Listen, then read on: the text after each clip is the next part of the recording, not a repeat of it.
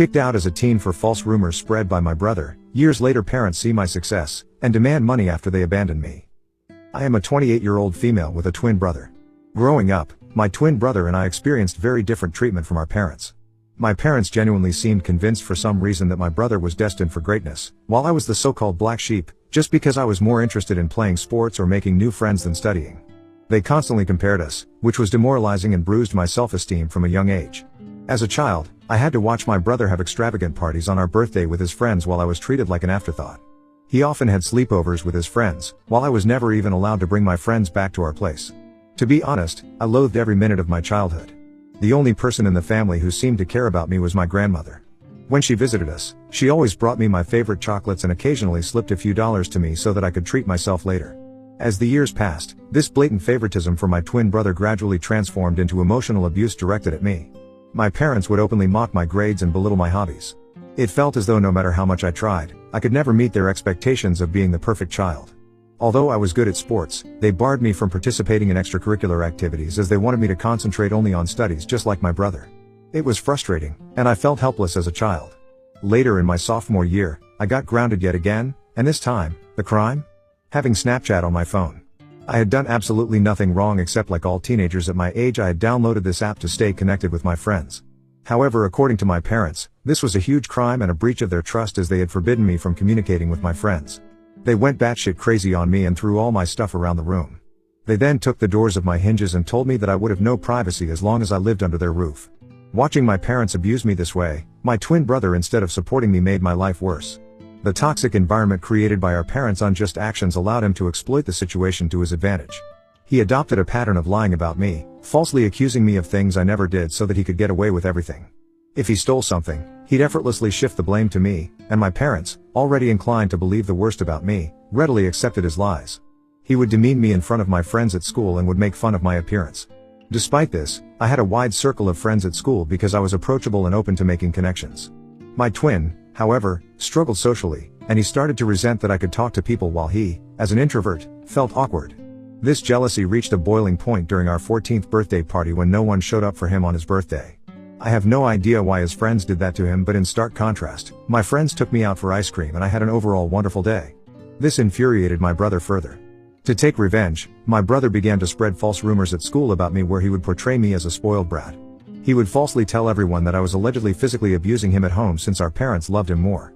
Unbeknownst to me, he took things to a disturbing level. To fabricate evidence, he would punch himself, purposefully inflicting injuries like a black eye or bruised shoulder. The next day, he would confidently walk into school, displaying the self-inflicted injuries as proof of my supposed violence and make up stories. Whenever our parents questioned him about the injuries, he would lie saying that it was due to innocent activities like playing football with his friends. The lies and his alleged black eyes started to gain traction, and people began to believe his distorted version of events. It wasn't long before whispers started circulating, and even my friends began to look at me with suspicion. At first, I noticed subtle changes. Friends who once chatted with me in the hallways suddenly became distant. Invitations to group hangouts became fewer and farther between. It was like a switch had been flipped, and people were hesitant to associate with the supposedly spoiled girl accused of violence. One day, I mustered the courage to ask my ex-best friend why things had changed between us. She opened up about how my twin brother had been spreading rumors about me. She revealed the detailed lies he had told everyone, accusing me of things I had never done. I was shocked to hear her words. The feeling was a mix of disbelief and betrayal, as if the ground beneath me had given way. My brother, someone I grew up with, was spreading lies about me, accusing me of things I would never even dream of doing. It was a betrayal that cut deep, leaving me with a knot in my stomach and a heavy heart. I confronted my brother the day after our school, but he chose to ignore me. I begged him to stop lying about me, but he smirked at me and told me that I deserved to rot alone. I was at a loss for words because his lies and behavior were starting to scare me. I wanted to talk to my parents, but I was afraid that they would believe my brother over me. The isolation stung, especially because I had always been open to making friends. It felt like my brother's jealousy-fueled lies were tearing down the connections I had built over the years. Teachers, too, began to catch wind of the rumors. It was a surreal experience, as if I were living in a parallel reality where my true self was overshadowed by the malicious stories spun by my own twin. The lies had grown beyond mere teenage gossip. They were now shaping how people truly perceived me. The nasty rumor quickly reached my principal's ears, and then my worst nightmare came true. The principal immediately called me and my brother into his room as well as our parents so we could discuss these alleged rumors. I sat there, heart pounding, as the principal demanded the truth. I hoped my brother would finally come clean, but instead, He doubled down on the lies. He straight up told the principal that, yeah, the rumors were true and painted me as this bully who went around beating him up when our parents weren't around. I couldn't believe it. Shock washed over me as my brother continued spinning this twisted story about how I was angry at him for getting more love from our parents. It was all a bunch of lies, but he stuck to his story like glue. My mom began to cry hearing my brother's story, holding on to my brother like he was some kind of hero. My dad tried to comfort my brother, telling him that it was brave for him to speak up and that he was not going to make sure that nothing would ever happen to him after that day. I tried to defend myself, pleading with the principal that it was all made up. I felt like I was drowning in a sea of accusations, desperately trying to swim to the surface. But my brother kept at it, insisting that I was this angry, violent person taking out my frustrations on him every day. My mom's tears kept coming as she held onto my brother, giving me accusing looks. It was like fighting against a wall of belief in my brother's made-up story. My principal reprimanded me strongly, saying the school didn't tolerate bullying and these were grounds to suspend me. I pleaded with him not to suspend me, but he shook his head, saying he couldn't just let it slide. I begged him, tears streaming down my face, trying to tell him that I didn't do anything to my brother. The principal firmly told me that I would be suspended for 10 days so that others see this as an example to never bully anyone. It hit me hard, and I started crying even more, practically begging him to reconsider. My parents, angry and embarrassed by the whole situation, dragged me out of the principal's office. I didn't want to leave. I wanted to plead my case, and make them understand, but they were having none of it. We left the school, my heart heavy with frustration and humiliation. When we got home, things took a drastic turn. My dad started packing up my stuff out of the blue. I was shocked, confused, and had no idea what was happening. My mom asked him what he was doing, but he just shouted that he couldn't let me live in the same house as my brother anymore. I was crying, practically on my knees, and pleaded with my brother to tell them the truth, but he stayed cold, unmoved by my emotions. My dad continued packing my things and then threw the suitcase into our foyer. I clung to my dad's legs, still begging him not to throw me out. It was like a nightmare unfolding. He told me that a bully like me didn't deserve to live in his house and that he would ask his mother, my grandmother, to come and pick me up if she wanted to do that. It felt like the world had crumbled beneath me. I stood there in shock, surrounded by my belongings scattered in the foyer, kicked out of my own home. Eventually, my grandmother did show up. She gathered all my things and helped me place them in the car. Helping me into the passenger seat, she made sure I had my seatbelt on before walking towards my parents' front door. She rang the doorbell, and when my dad opened the door, she started to yell at him for treating me this way. With stern determination, she warned him that if he ever approached me or tried to contact me again, she wouldn't hesitate to involve the police or the CPS, since what he had done to a child like me could potentially wind up with him in jail. My mother, attempting to deflect blame, told her that it was my fault. However, my grandmother wasn't having any of it. She stood her ground, defending me, emphasizing that I was just a child who didn't deserve to be treated in such a heartless manner. That was the first time in my life I felt how powerful my grandmother was. She didn't cower down to my parents, and unlike what they believed, she trusted me. Eventually, we drove away, leaving behind my home, the only place I had ever grown up in. I can't even begin to put into words how indescribable the pain I felt during that time. I remember just crying on the bed and not eating anything despite how much my grandmother urged me to. I told her what my brother had done and she was shocked as well. She assured me that she believed my side of the story, and I was happy that I at least had one person who had my back. When the 10 days of suspension lifted, the prospect of returning to school felt like stepping back into a lion's den. As I entered the familiar hallways, the faces of my classmates spoke volumes: judgment, whispers, and sidelong glances. The weight of the false accusations continued to linger in the air. Meanwhile, my brother blatantly ignored me and acted like I didn't exist. He had become friends with a few people who believed his side of the story and saw him as the victim of my attacks. No matter how much I tried to tell my side of the story to anyone, it fell on deaf ears. I was an outcast, branded with an unjust label that clung to me like a shadow. No matter where I went, the classroom, the cafeteria, the corridors, the eyes that met mine were filled with disdain and mistrust. I became a loner.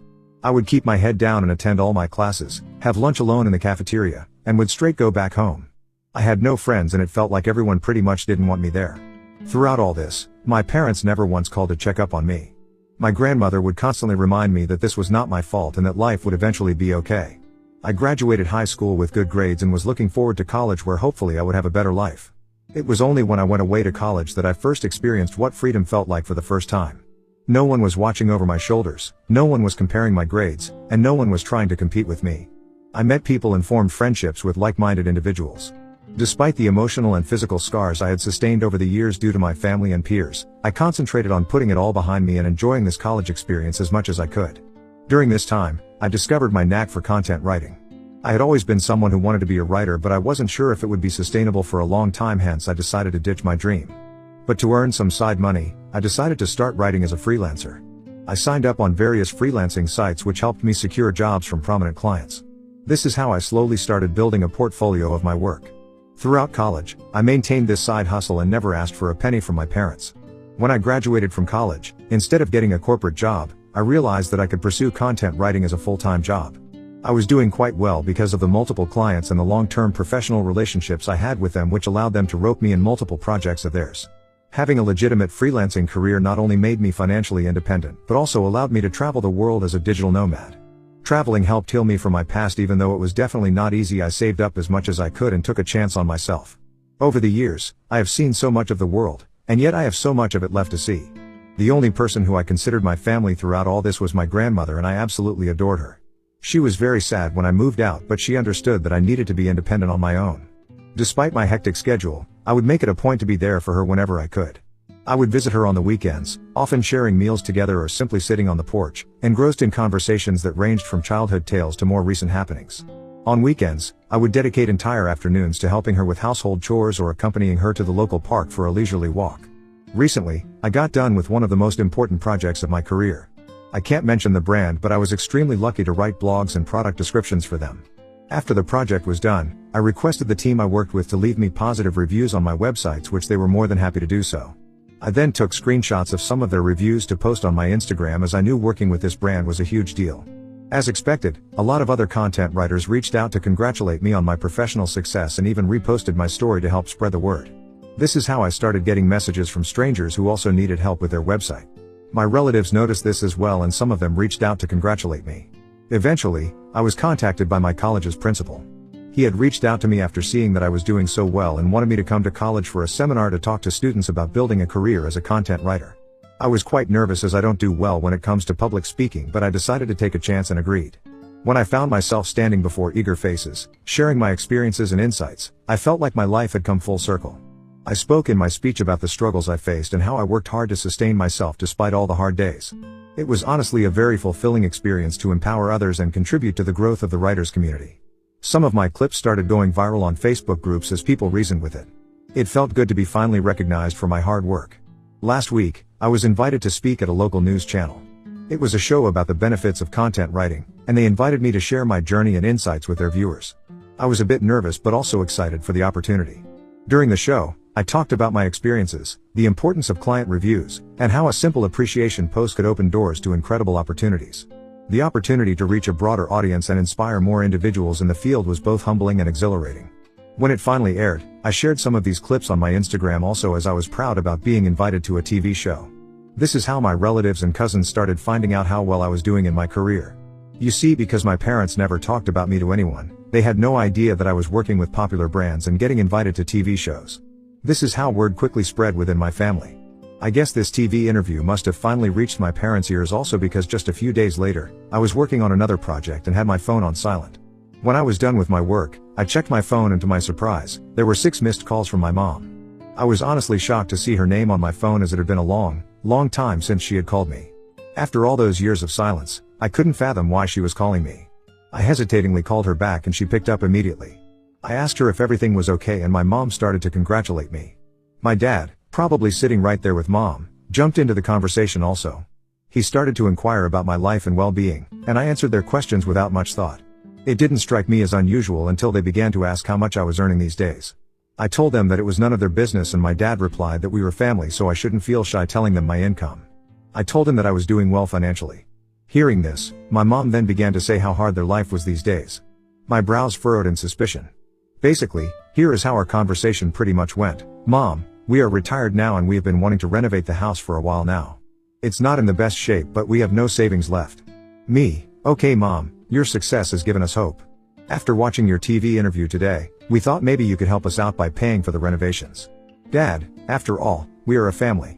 You shouldn't hesitate to share some of your earnings with us. We can really use your help. Me, are you joking with me? Why are you asking me for money when you haven't even talked to me for years?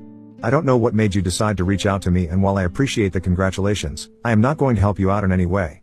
Hearing this, my mom started saying how I was being a bitch and that I needed to support them as a family. My dad also added that as my parents, they deserve to be looked out after and that this was the least that we could do. I was so pissed at this that I wanted to give them a piece of my mind. I suddenly got an idea that instead of just arguing with them, I should teach them a lesson forever, thinking that they could mooch off me after mistreating me all those years ago. I told my parents that I was willing to help them if and only if they agreed to my demands. My dad curiously asked me what it was. Without hesitation, I laid out my demand. If they wanted my help, they had to publicly admit, in front of our family and friends, that my brother was the mastermind behind the hurtful rumors that had tarnished my reputation. I wanted them to humiliate my brother the same way they had humiliated me in front of everyone by believing his lies and manipulations. I wanted them to take accountability for their actions and acknowledge the pain they had caused. Hearing my impossible condition, my dad began to question the necessity of such an admission. My mom told me how this was all quite unnecessary and that we could have a private discussion without involving others, but I held my ground. This condition was non-negotiable, a prerequisite for any assistance they wanted me to offer them in the future. As the tension escalated, my dad raised his voice, asserting his role as my father, and started to emphasize that it was my duty to help my family in need. My mom, in a last-ditch effort, urged me to do the right thing and help them, emphasizing the years they had spent raising me. I couldn't help but find irony in their sudden appeal. I reminded them of the past, of the fact that they had kicked me out and it was my grandmother who had raised me, not them. They started to get more and more agitated, but I told them firmly that if they wanted to establish contact with me and seek my financial assistance from now on, then the truth needed to be acknowledged publicly and my brother needed to face consequences for his actions. Since this conversation, my parents have been trying to incessantly call me, but I am ignoring their calls. I am starting to regret even calling them back that day. I would like to know if I would really be in a hole if I didn't help my parents at all. Update 1. It's been a whirlwind of a week since I last shared my story, and the support and encouragement I have been receiving from everyone has been overwhelming. It's heartening to know that I'm not alone during this time. I am glad that everyone agrees that I should not engage with my parents or even consider helping them out after what they put me through. The reason I even gave them such a condition was because I knew it was pretty much impossible for them to do it. I know they love my brother too much, and despite the fact that they might have found out by now that it was all his lies, I know they will never put him through what they put me through. Today, my brother sent me a nasty text message after my parents again tried to contact me and I refused to pick up their calls. This is what he wrote. "Hey sis, it's been a long time since I saw you and I can tell you that every day without you in my life has been great. I heard that mom and dad reached out to you and you gave them a crazy ultimatum. They are never going to go through with it, you know that, right? They clearly never loved you and they will never do anything to hurt me. I admit that I did lie about you 15 years ago, but it's been a long time since then. So stop being so selfish and try to move on from the past. You are unmarried and childless anyway, so why do you not want to help them out by paying for their repairs and renovations around the house? Do the right thing and be a better daughter." Seeing the message felt like a stab to my chest.